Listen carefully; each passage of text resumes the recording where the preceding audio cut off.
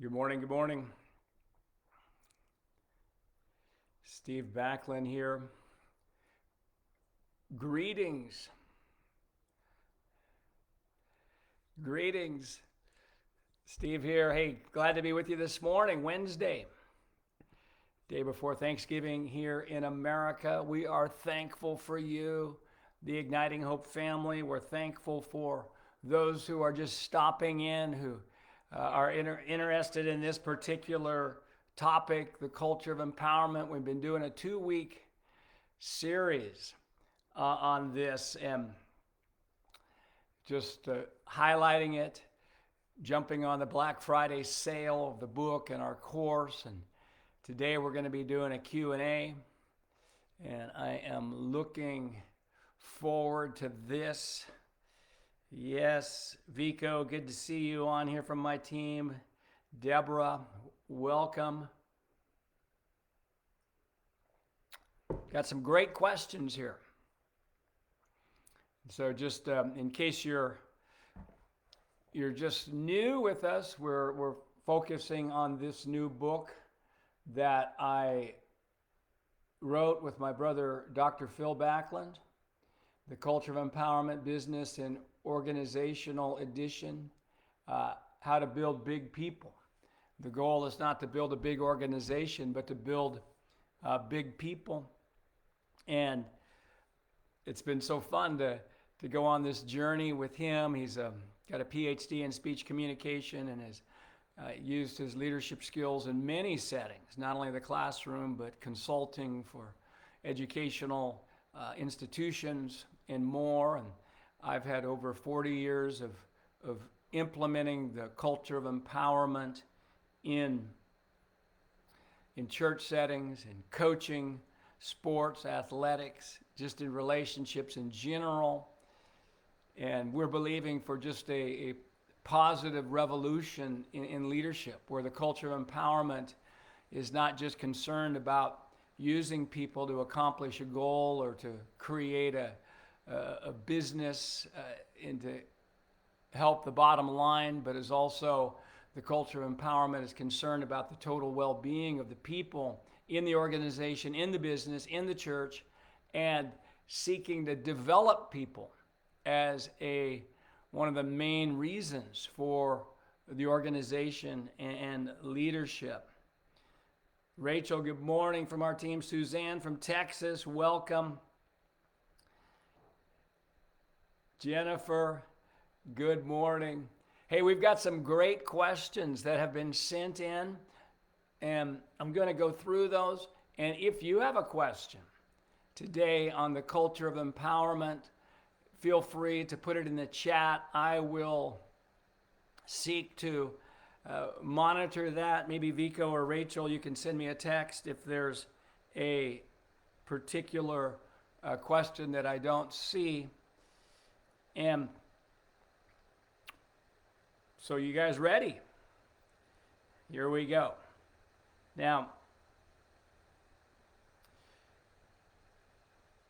here's question number 1. What is the greatest lesson you have learned in the process of building a culture of empowerment? What is the greatest lessons you have learned in the process of building a culture of empowerment? I would say, and it'll be maybe difficult just to say the greatest, and I will maybe say more than one here, but believing in people is probably the greatest lesson that I've learned. Keeping your beliefs on, believing there's gold in people, believing there's that they have something in them to be developed. And so I would say that is the greatest thing I've learned. And it's really about a prophetic culture. I love the biblical prophecy, because biblical prophecy, when people prophesy into people's lives, they're telling them who they really are, and they're telling them what the potential is in their lives. And so my goal is not to see people based on their past, but to see them according to their potential. And that lesson, I mean, that's what the angel did to Gideon in Judges 6. Gideon was a man with a victim mindset. He was a man who was struggling. And the angel told him, "The Lord is with you, mighty man of valor." And the angel's beliefs about and telling Gideon who he really was unlocked in Gideon a leadership and a courage that ultimately saved a nation. And that's really what the culture of empowerment is that it sees people according to their potential and seeks to create a culture and belief systems that will incubate that like as a greenhouse so they can grow. Next question, that was a good one. What did you change from book 1 to 2 that is significant for building the culture of organizations? Now, what we wrote the original book. We wrote the original book in 2016, The Culture of Empowerment, How to Champion People. And that book was biblically based, which this one is too, but that book has a lot of scripture in it. And it was really made for people, not that it was exclusively for that, but I wanted it to especially benefit those in a church setting and with a Christian framework of why empowerment is important and how to do it and the biblical models of it and the Bible verses that support it. The new book that we have is more, we wanted to reach a broader group of people. And so we took a lot of the Bible verses out, most of them out. It's and maybe use the language, the Christianese out, but certainly the biblical principles of empowerment are there. So we're making this a book that will benefit people of all beliefs. And obviously we're believing and hoping that people who embrace this message will say, where did this come from? Where did the wisdom come from? And lead back to the Lord and that. But so that's really the main way. And then we've added a bunch of additional content. My brother Phil added a lot of different things in the chapters to supplement what we had in the original book. And we added a chapter on empowerment in different cultures and how to connect with people of different backgrounds than you. Good question. Let me just see the chat here, what's happening. Yes, good morning, Matthew. Good to see you on here. Gretchen. Jennifer, I like you say you've learned not to get entrapped in your staff's old behaviors, but to encourage them to break through into healthy relationships with one another. So good. Scott, good to see you from West Texas. Yes. Beth, I like you being on here. And so, more questions. Today we're doing a Q&A. We've been doing a 2-week emphasis on the culture of empowerment, our new book and the course that goes with it. By the way, you can do the course at any time. The course is available on ignitinghopeacademy.com. It goes with this book, and the course is 50% off this week. The book is 40% off on Amazon, and you can get the book and you can do the course at your own pace. And so that is available to you right now. Next question. How does one go about addressing the roots of a disempowering culture when they are hidden or subtle? That's a good question. How does one go about addressing the roots of a disempowered culture when they are hidden or subtle? Well, the real question is, how do you change any culture? And so we look at, so we have, obviously if we're the leader in the culture, we have a lot more power to change the culture. by modeling it, by teaching it, by causing the core team to embrace it, seek to have them embrace it, getting buy-in for that, and then starting to change the culture from top. And this can work in a family, this can work in business, a church, classroom, etc. And if we're not the number one person in the culture, then we can start influencing, because you don't need to be the number one person in an organization to have influence. And I say in the book, my brother Phil and I say in the book many times, empowerment is not a leadership style, it's a lifestyle. It's a way of thinking. It's a way of seeing people. It's the understanding of relationships, the understanding of what influence is all about. And so I would just say, how do we influence a culture that's not empowering? By the way, we have not written this book to create criticism for leaders over us. That's not our heart. Our heart is to just help every person to take a step. And none of us are as empowering as we should be. And we may be definitely in a non-empowering culture. Well, we first of all, we need to ask the question, am I supposed to be here? Am I supposed to be here? And if we can answer that question, that I'm supposed to be here, then that will give us the power to say, okay, then I need wisdom in how to navigate this. And there's not a simple one-step thing for this. It's going to depend on a lot of factors, what you do, whether you approach leadership, share concerns, whether you just pray. But whatever the direction you get, you can create empowering relationships around you by serving people, by valuing the gifts that's in people, by asking great questions, by doing what you can to help people become what they never thought they could become. Yes, yes, yes. Thank you so much. All right. You ready for more questions? Here we go. And if you have a question, you can put it in the chat. Someone asked, Steve, give advice for empowering people while still having them fit into the guidelines of the mission organization without micromanaging them.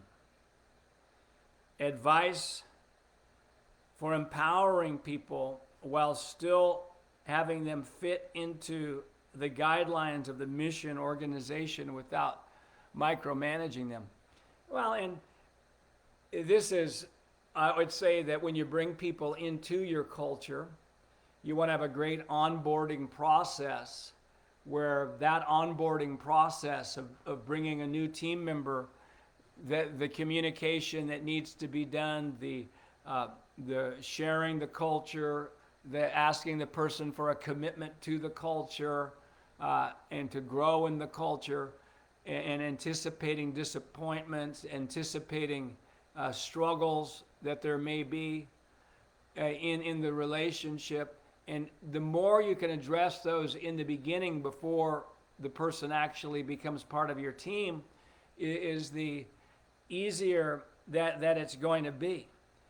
But then if you either you inherit a team or you find out that maybe they're not as embracing of the culture as you want, well,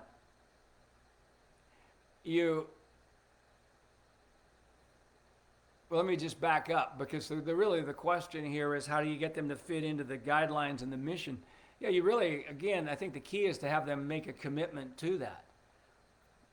I want loyalty to me. I want loyalty to the vision. I want loyalty to the core values. And I ask for that commitment. Because when the culture of empowerment is a win-win relationship. It's not just a win for the employee, It's a win for the organization. It's a win for the business. And so there has to be time of training and effectiveness that they have towards the vision. And that's where feedback, yearly employment reviews, etc., are coming into play, because that's going to help know, are they actually benefiting? Are we winning by having them on the team? If we're not winning by having them on the team, then it really isn't working. And part of winning is them embracing the vision and mission of the culture. I like it. Let's see, yes. All right, more questions. How does authenticity play into empowerment? How does authenticity play into empowerment? Well, certainly our level of authenticity and our being willing to share that we're still growing as a person and bring people into our growth process, and at some levels the struggles that we have, and the struggles of embracing the culture that we're trying to implement, that gives people hope. Authenticity connects people to our heart and also gives hope to people, especially if a leader were seeking to raise the standard of how we think and how we behave, and as we share our own struggles with it, rather than just coming in as the expert talking down to people. That is important.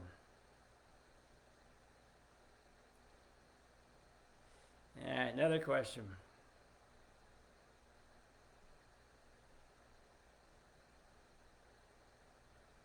Would this be a good book for a whole leadership to read together, or just to lead as a pastor?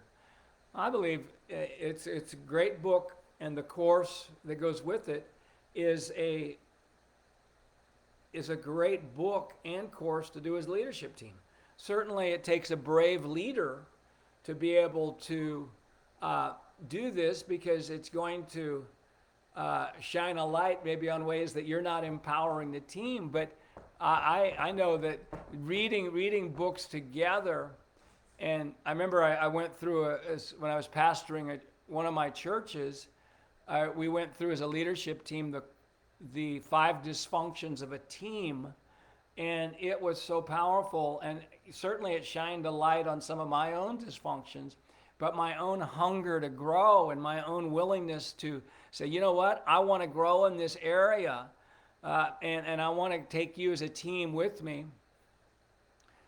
That's a sign of a brave, confident, growing leader. Now, you may want to read the book first. I certainly, that might be the wise thing, and just look through the course yourself. Do the course yourself if you want, but doing it as a team is so beneficial.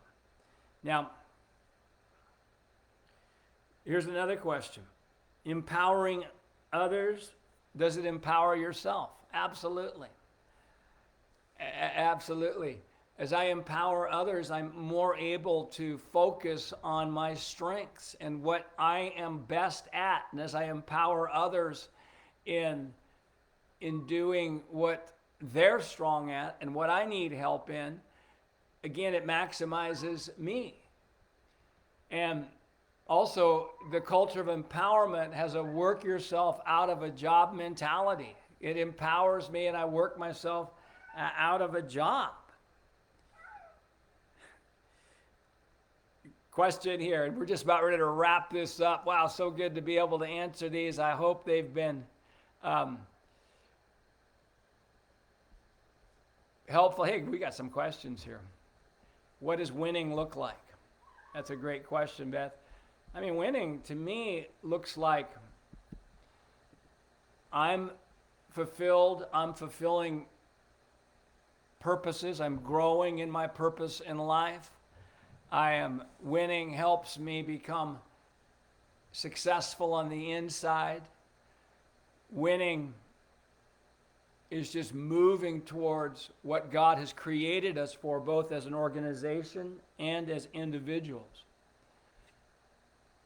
Very good. And, yep, Patrick, you saw Sir Winston. He's meowing. I thought he was going to jump up here. Are we winning by having them on my team? Yeah, I mean, and certainly there's times where it doesn't feel like we're winning by having people on our team. And that is what we do with that. That's where we need wisdom. And we don't just immediately cut people off of our team because it doesn't seem like they're winning. Obviously, if it's creating such a big dysfunction, we may need to take action. And again, the culture of empowerment is, yeah, Sir Winston is learning to be a team player too. Certainly, the culture of empowerment doesn't mean that we never fire people, never dismiss people, but just how we do it comes from a different attitude, a different spirit. More questions? Is this book included in the Transformational Mind Renewal course? Not the new book, but the old book.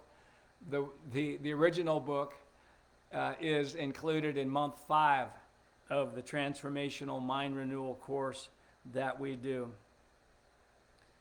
And here's another question. How can I keep empowering myself in order to not burn out and be able to keep empowering people? Well, that's learning how to empower yourself, life management, time management, priority management. And we're always making adjustments. It's an investment to create a culture of empowerment. It takes time. It takes time to train people. It takes time to have a heart connection with people. And keeping the long-range goal in mind, we may seem to lose in the short run, but in the long run, it's going to benefit us, and we'll actually get more done as we work ourselves out of a job and empower other people to do what we do well. Another question, how can you empower people that you don't agree with? Well, one of the great truths in this book that we share is we first seek to understand before we seek to be understood. I want to understand people. I want people to feel valued by me. Even though I don't agree with them, I want to value something on their lives, and I want to figure out how to serve them. And people tend to want to respond to people who believe in them. All right. Another question, what happens if you over-empower someone? How soon do you react? If you over-empower somebody and they either don't have your core values to the level you thought, or they're creating messes, well, how soon you respond depends on how big of a problem is being created. If the house is burning down because you empowered somebody, you're going to act quickly. If it's just an irritant, then you're going to seek to handle that in a different way. But feedback, asking great questions, keeping heart connections, keeping our love and beliefs on for people is helpful.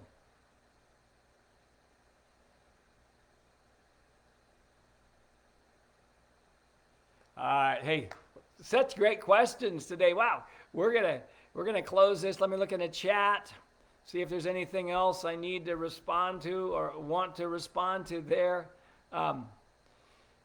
Yes, we're so excited. You know, this 2 weeks we've had some great Facebook Lives. If you want to go back through it, just learn more about the culture of empowerment.